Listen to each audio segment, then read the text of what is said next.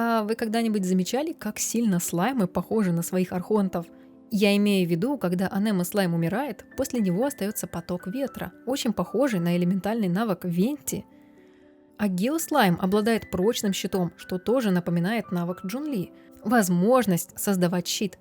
В этом видео я покажу вам прямую связь между слаймами и архонтами. Анализируя особенности слаймов, мы можем предугадать способности архонтов всех будущих регионов. Посмотрите видео до конца, чтобы узнать про всех. Если вам нравятся подобные видео о теориях и истории мира Геншин, пожалуйста, поставьте лайк этому видео. Не забудьте жмакнуть на подписку, чтобы не пропускать новые. С вами Почи, и мы начинаем. В этой теории мы будем сравнивать уже существующих архонтов со слаймами, гипостазисами, шамачурлами и так далее, и предугадывать способности будущих архонтов. Можно назвать эту теорию теорией слаймов. Итак, начнем с анема-архонта. Анема-слаймы и анема-гипостазис могут создавать потоки воздуха и парить в них. Можно назвать эту способность основной фишкой анема-стихии в целом. Шамачурлы, гипостазис и даже анема-призраки могут стягивать врагов с помощью вихря. Это вторая особая черта анема-стихии. А еще, когда у нас в команде два анема-персонажа, у нас активируется анема-резонанс, который увеличивает скорость передвижения и сокращает время восстановления умений. В итоге у нас получилось 3 ключевых особенности анема. Способность парить в воздухе, создавая воздушные потоки, возможность создавать вихри и стягивать в них врагов, а также увеличивать скорость передвижения и сокращать время восстановления навыков. И все эти черты присущи анема-архонту Венти. Его игровые навыки и способности соответствуют главным особенностям, которые мы нашли у анема-слайма. Давай будем разбираться далее. Теперь присмотримся к геослайму и геоархонту Мороксу, или Джунли. Геослайм концентрирует свою энергию, чтобы создавать на себе щит, который будет трудно сломать. Шамачурлы, геогипостазис могут возводить геоконструкции – столбы. И эти конструкции могут напрямую резонировать со столбом Джунли. Посмотрите, что произойдет, если поставить столб Джунли рядом с любой другой геоконструкцией. Они начнут резонировать. Но мы немножко отклонились от темы. Когда у нас в команде два геоперсонажа, у нас срабатывает георезонанс, усиливающий прочность щита и урон под щитом. И геоархонт с успехом повторяет особенности геослайма. Навык Джунли дарует нам щит и производит геоконструкции, которые начинают резонировать с друг другом. Давай продолжим находить общие черты между слаймами и архонтами. Следующий слайм, которого мы рассмотрим, это Электро. Мы уже знаем, какие навыки у текущего электроархонта Райден, так что давайте сравним Райден и электрослаймов. Эти слаймы способны контактировать между собой с помощью своеобразной лампочки у себя на макушке и наносить электроурон. Электрошамачурлы создают иллюзию, которая наносит электроурон, а электрогипостазис обрушивает на врага свои конструкции и наносит постоянный электроурон. А электрорезонанс дает нам возможность восстанавливать больше энергии. В итоге, одна из ключевых особенностей электро заключается в способности восстанавливать элементальную энергию и наносить продолжительный электроурон. Это значит, что электроархонт будет иметь в своем арсенале способности, восстанавливающие энергию и наносящие постоянный электроурон. Так и получилось. Ульта Райден восстанавливает энергию другим членам отряда и наносит множество электроурона. Уже третий архонт по своим навыкам напоминает слайм. Еще только у электрослайма есть две версии. Классическая, фиолетовая, и желтая мутация. Это подкрепляет двойственность электроархонта. С Райден все понятно, а далее все становится куда интереснее. Дендро-архонт мудрости и дендрослайм. Гео – это твердая стихия, поэтому ее особенность – щит. Ветер символизирует свободу, поэтому анема – это полет или вихрь. Электро – это электричество или, проще говоря, энергия, поэтому электростихия – это заряд энергии. На кольце с резонансами показаны все стихии, но только дендро пока не имеет описания, как у остальных. Какой резонанс будет возникать при наличии в команде двух дендро-персонажей? Мы помним, что дендро – это жизнь и мудрость, поэтому существует предположение, что элементальный резонанс дендро, возможно, усиливал бы мастерство стихий.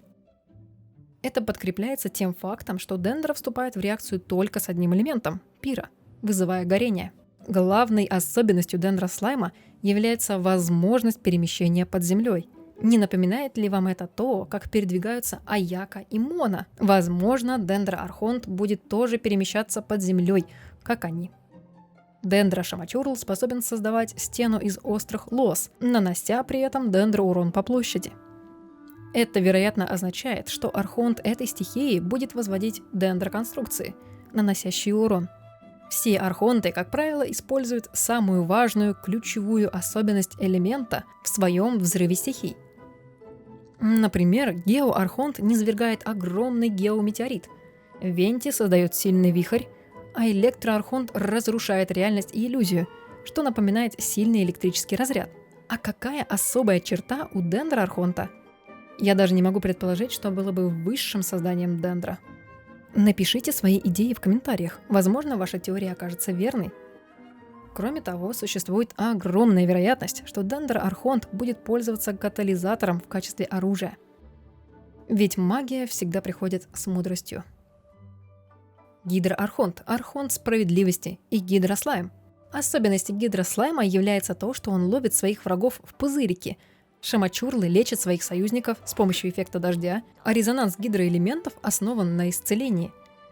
Таким образом, гидроархонт будет иметь в своем арсенале таланты с возможностью ловить врагов в ловушку с помощью пузырика, или у него будет какой-то другой способ ловить противников. Кроме того, легко предположить, что гидроархонт будет персонажем-целителем. Возможно, ее атаки будут иметь урон по площади, которые при этом исцеляют команду. Регион Гидра, Фонтейн, в принципе является отсылкой к Франции, что может намекать нам на то, что гидроархонт будет владеть мечом. И так как она позиционирует себя как архонт справедливости, это может тоже намекать на то, что она будет сражаться с помощью меча. Далее пироархонт, архонт войны и пирослайм. Судя по описанию пирослайма, пироархонт может обладать внушительными размерами, но скудным интеллектом. Сила есть, ума не надо. У пирослайма есть два состояния. Когда он горит, он сильнее всего, и когда он погас, он значительно слабее.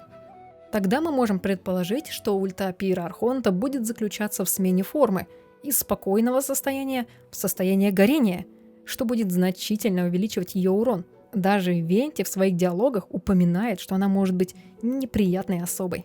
Резонанс пира дает команде усиление силы атаки в процентах, а это может означать, что все ее активные или пассивные таланты могут быть направлены на усиление атаки в процентах. Криоархонт, царица и криослайм.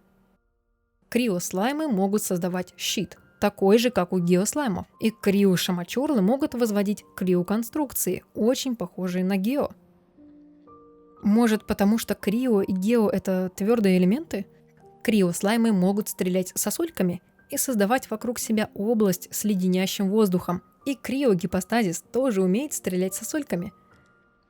Итак, мы можем сделать вывод, что геоархонт и криоархонт имеют множество общих черт. Криорезонанс увеличивает шанс критического попадания.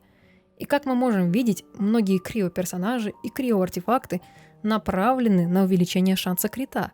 Поэтому все навыки царицы, возможно, будут сфокусированы на увеличении шанса крита. Элементальный навык царицы, возможно, будет похож на навык Джунли, но если удерживать этот навык вместо гео-волны, крио-конструкция обрушит шквал сосулек на врага. А вот будет ли у нее способность сеять ледяной туман в противников? Я не уверена. Спасибо, что досмотрели до конца. Напишите в комментариях, какого архонта вы ждете больше всего. Если вам понравилось, оставайтесь со мной, нажав на лайк и кнопку подписки. И помните, что все сказанное в этом видео является теорией. Информацию, которую вы услышали здесь, может быть как опровергнута Михуё, так и официально подтверждена. Всем пока, берегите себя.